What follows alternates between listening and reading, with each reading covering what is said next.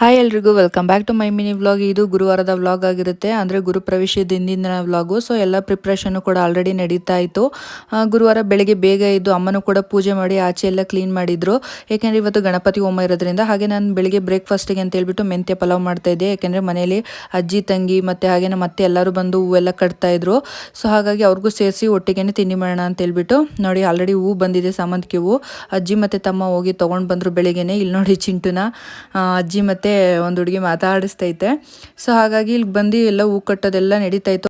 ಹಾಗೆ ಅಜ್ಜಿನೂ ಕೂಡ ಬಂದಿದ್ರು, ಅವರು ಕೂಡ ಬೇರೆ ಏನೇನು ಬೇಕೋ ಅದೆಲ್ಲ ಹೇಳ್ಕೊಡ್ತಾ ಇದ್ರು, ಯಾಕಂದ್ರೆ ಅವರಿಗೆಲ್ಲ ಗೊತ್ತಿರುತ್ತೆ. ಸೊ ಹಾಗಾಗಿ ಎಲ್ಲಾನು ಯಾವ್ಯಾವ ಥರ ಮಾಡಬೇಕು, ಏನೇನು ಜೋಡಿಸ್ಕೊಬೇಕು ಅಂತ ಎಲ್ಲ ಹೇಳ್ತಾ ಇದ್ರು. ಅದೆಲ್ಲ ಮನೆಯಲ್ಲೆಲ್ಲ ಕೆಲಸ ಮುಗಿಸ್ಕೊಂಡು ಬಂದು ನಾವು ಹೊಸಮನೆ ಹತ್ರ ಬಂದ್ವಿ. ಹಾಗೆ ಕಳಶಕ್ಕೆಲ್ಲ ರೆಡಿ ಮಾಡ್ಕೊತಾ ಇದ್ರು.